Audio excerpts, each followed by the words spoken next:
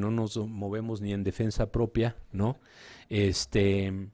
Y los movimientos diversos, bueno, hay movimientos de maestros de educación básica, ¿no? Eh, Muy significativos. Hay movimientos de víctimas de la violencia muy relevantes. Está la caravana de Javier Sicilia ahora en Estados Unidos. Este, y lo que ocurre con los intelectuales, que son muy pocos, ¿no? Realmente es que los movimientos sociales suelen atraerlos o repelerlos, tampoco son un sector homogéneo, ¿no? Este, pero si ustedes ubican el movimiento, el momento del alzamiento zapatista, el efecto en la intelectualidad mexicana, en donde el zapatismo articuló a buena parte de la intelectualidad, el Yo Soy 132 de alguna manera ha articulado a su alrededor a buena parte de la intelectualidad, el movimiento de López Obrador en su expresión electoral ha articulado a un segmento de intelectuales, ¿no? Creo que este es un fenómeno que no quiere decir que vamos, se acaban los estudiantes y ahora empiezan quién sabe quién. No es esa la lógica que trataba de explicar, ¿no? Gracias. Gracias a los colegas y compañeras de las cuatro entidades que nos están siguiendo a distancias por sus preguntas, y espero que hayamos podido satisfactoriamente contestar sus inquietudes, ¿no? Y ahora seguimos con las de nuestros compañeros aquí presentes. Sí, entonces, a ver, aquí en la sala todavía tenemos unos minutos para unas preguntas. ¿Quién quiere levantar la mano? ¿Quién quiere intervenir? A ver, entonces vamos a empezar de aquí abajo.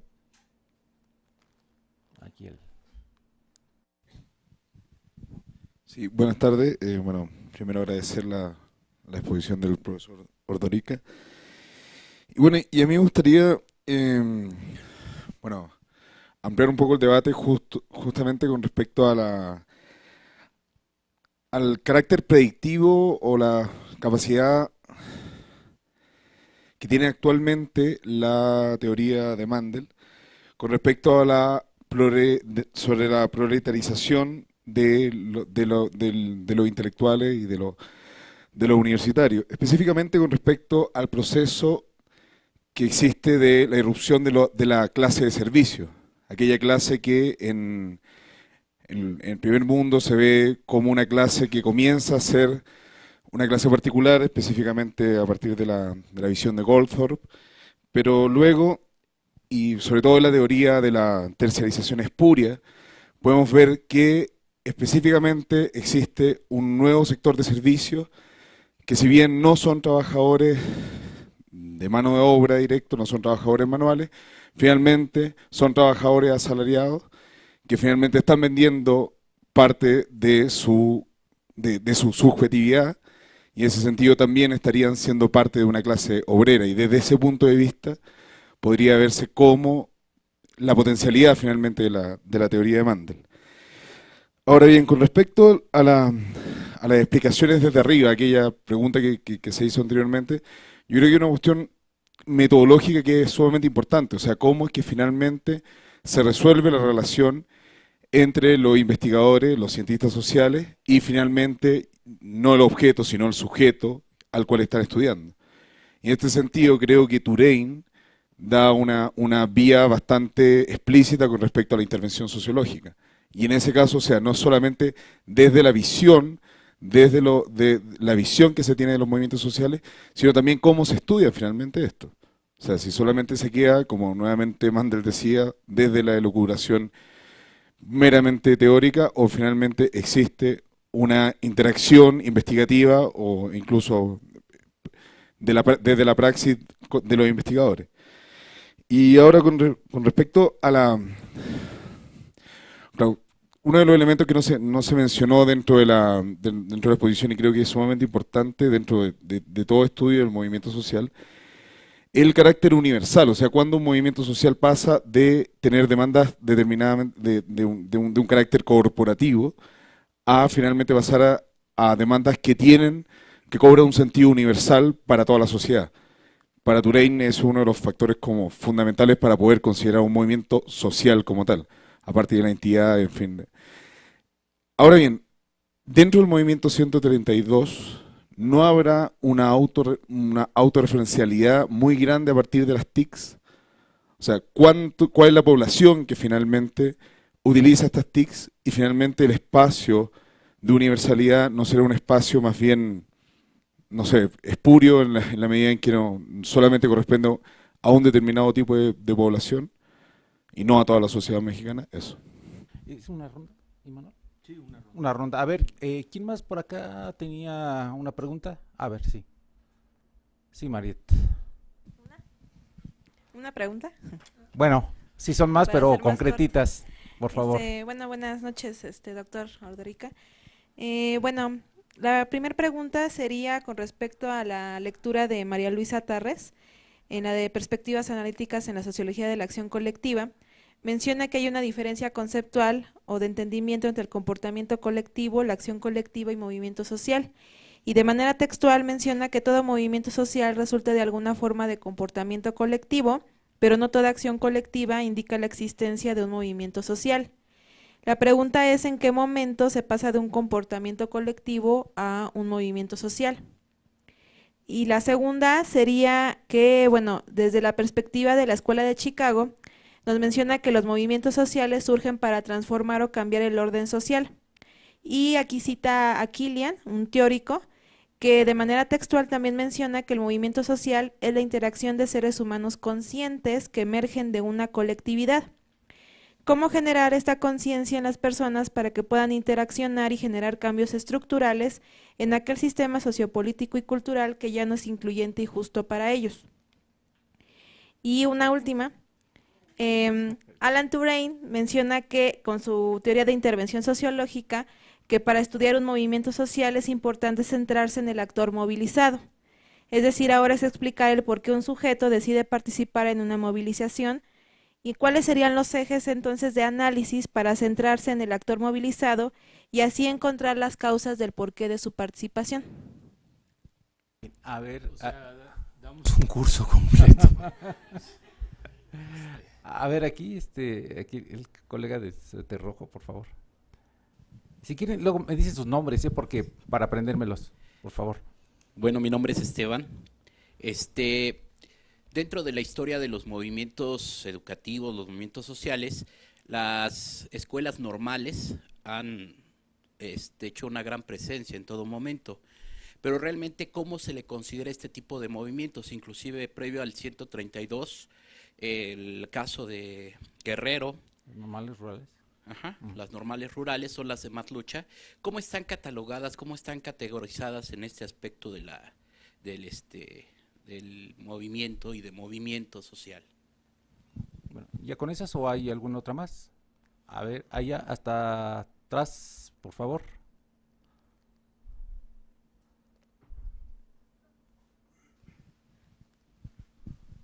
Sí, me llamo Alberto y mi pregunta va relacionada con la perspectiva de analizar los movimientos sociales desde adentro, es decir, toda la diversidad e incluso las contradicciones que pueden existir.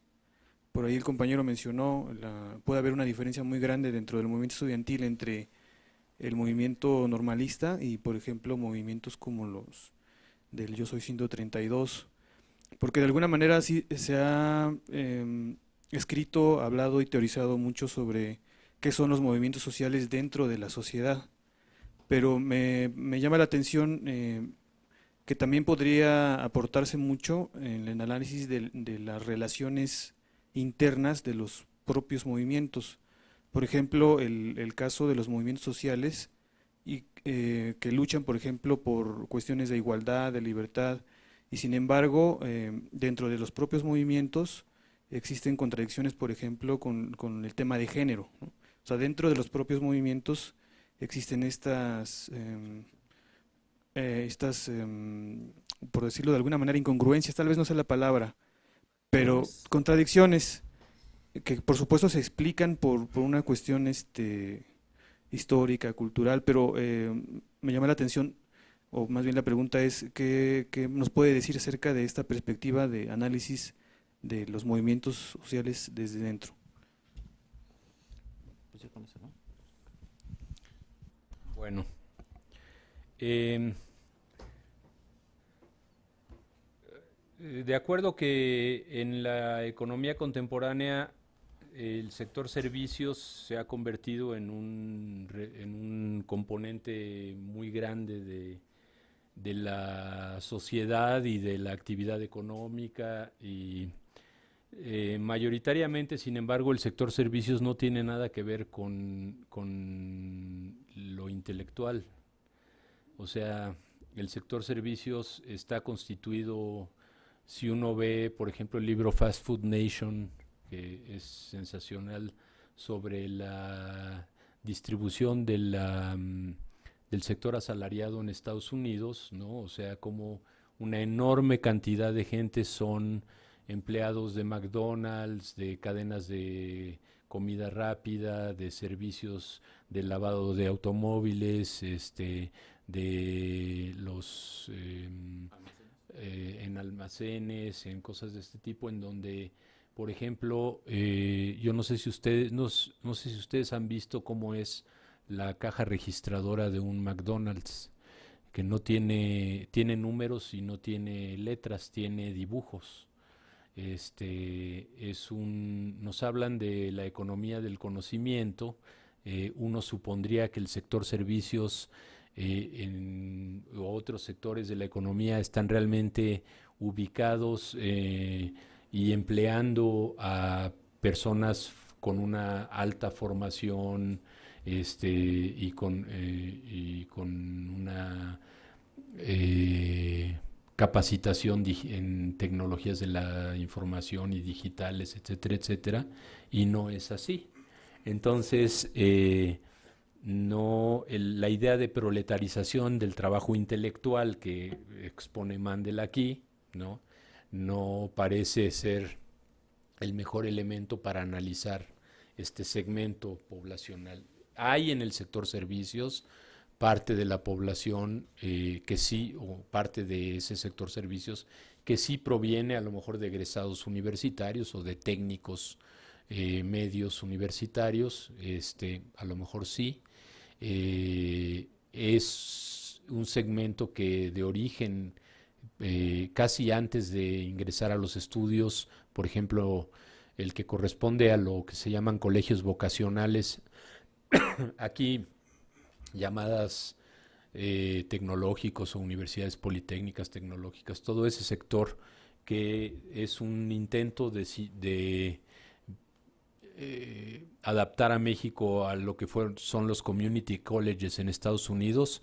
Esencialmente están constituidos por sectores asalariados que entran a estudiar, son asalariados desde antes de llegar al propio espacio terciario de formación educativa, y lo llamo terciario para diferenciarlo de lo universitario, porque no es estrictamente universitario. Entonces, ¿dónde está la proletarización, no?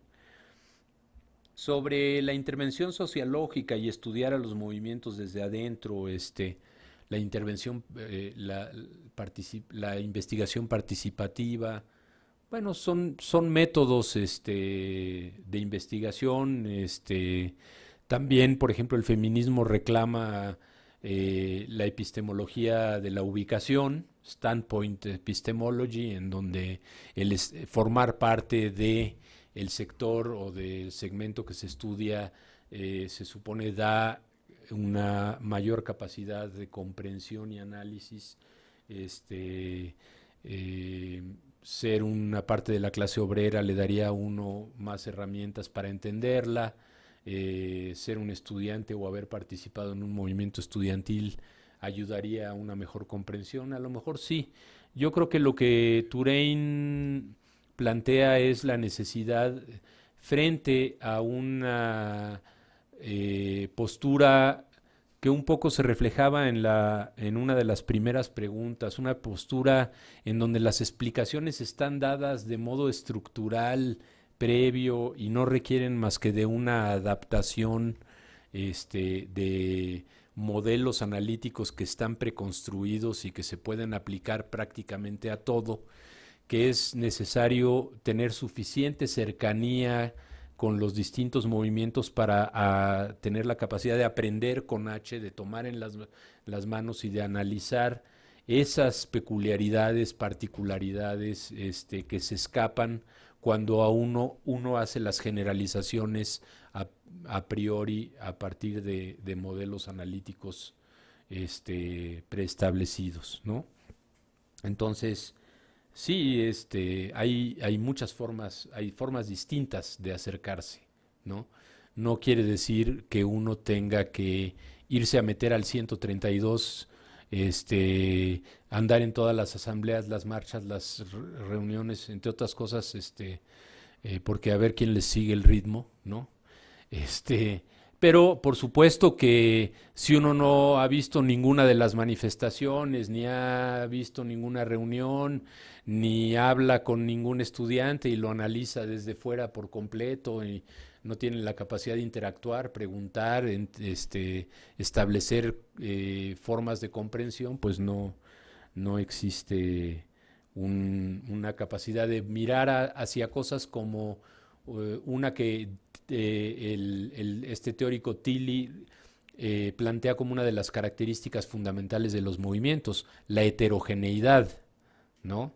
La no existencia de homogeneidad interna, la formación de grupos, corrientes, intereses encontrados, posturas incongruentes.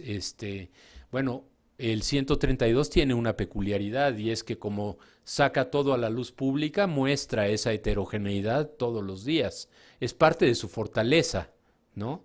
Si uno ve el movimiento estudiantil del 99, era un movimiento que reclamaba democracia universitaria y rodeaba la mesa de debates del CGH con alambre de púas, ¿no? Había una dinámica en la cual la disputa interna llegó a un nivel tan polarizado que los métodos de solución de esa disputa contradecían los objetivos generales del movimiento mismo, ¿no? Y de alguna manera erosionaron la legitimidad del movimiento hacia afuera, hacia la población, cuando esas cosas salían, ¿no? Pero la heterogeneidad no necesariamente es un elemento negativo del movimiento, es una condición generalmente existente, es casi un dato de prácticamente todo movimiento social, ¿no? Sobre las normales rurales, o sea, una larguísima tradición de movilización, forman parte de la Federación de Estudiantes Campesinos y Socialistas de México, o sea, viven su momento de gloria con Lázaro Cárdenas y casi inmediatamente después, desde entonces, lo que han logrado es sobrevivir, mantenerlas ante todos los intentos que se han hecho desde los años que serán 60, de irlas cerrando, cortarles el presupuesto, amenazas a los estudiantes, han demostrado una enorme capacidad organizativa y de acción, han sido semillero de movimientos muy diversos desde... Bueno, pues de ahí vienen las guerrillas de Lucio Cabañas y Genaro Vázquez y otras, ¿no? Movimientos de masas, en fin, organización comunitaria, en muchos ámbitos, han impactado en muchos ámbitos de la sociedad. Tus 3 preguntas son para que te inscribas al próximo curso de movimientos sociales. La verdad, me parece que sería meternos a profundizar muchísimo sobre los debates internos incluso de la Escuela de Chicago. Lo que yo te diría en general es que el artículo de Tarrés yo se los planteé porque me parecía que hacía un resumen relativamente bueno de distintas perspectivas, aunque no incluye suficientemente, a mi juicio, la parte de los nuevos movimientos sociales, ¿no? Pero Tarrés organiza la literatura de movimientos sociales de una manera, ¿no?